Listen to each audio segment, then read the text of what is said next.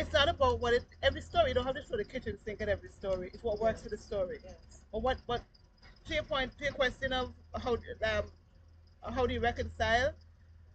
Once you've developed the habit of submitting, you also developing the habit of revising, the habit of writing. Sometimes your writing time might just be, let me pull out this old story and tinker with it. It doesn't have to be I have to have a new idea every time, right? You might pull out the walk and you might tinker with it. Even though you won a prize, you might still tinker with it, right? You might have more to say in that world. Because I'm thinking that there are things I could have, but the thing is, the word limit. I tend to, when I write, I tend to just go, go, go. So I think the word limit for me was the hardest part of the writing for the competition. The word limit is a blessing in disguise. Some of y'all write some long-winded things. I swear to God. Some of I y'all, understand. some of y'all write like I understand. I some of understand y'all, what you're saying. some of y'all write like and then. No, what is the story? That's true. You get to the point. You So get to for the me, point. I had to submit. What was I? Oh, the Brooklyn thing. I was submitting the other day, and the story I wanted to submit was like I don't know, maybe almost 4,000 words, and the cutoff word count was 3,000.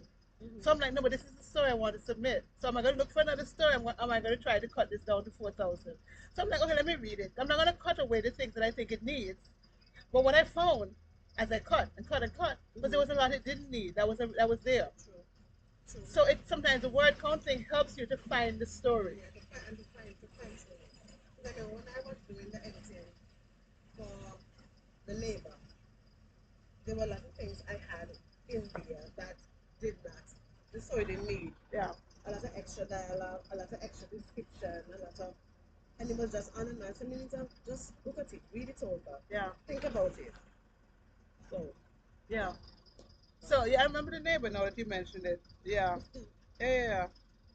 So you've always had it. yeah, I remember reading that and was laughing, laughing, laughing. It was funny. You laugh at your own story. I do. 'Cause I was telling somebody, listen, I want when somebody reads a story for me. If they don't, it doesn't catch them in the first 5 minutes. Because for me, if I take up a book and the first 5 minutes, I'm not, seeking it and so forth. I put it See, on. no, I try I to don't give like slow burns. okay, I don't. because I try to give things more of a chance. And I remember Oprah said about Toni Morrison's book one time. Books, you have to give them at least 30 pages, right? Because I was struggling with one of her books. I was like, Oprah said give her at least 30 pages, and it worked with one of the books. Became one of my favorite books of hers, and the other one I'm still not finished it. But I mean, she's one of the best writers of all times, right? But everything is not fast food. Sometimes we feel for fast food. Sometimes we want a 4 course, 5 course meal. Yeah, It and the depends on comfort what meal, it I say depends. all day. It depends on what we're feeling for, right? So writing and reading is the same. Sometimes it's really good.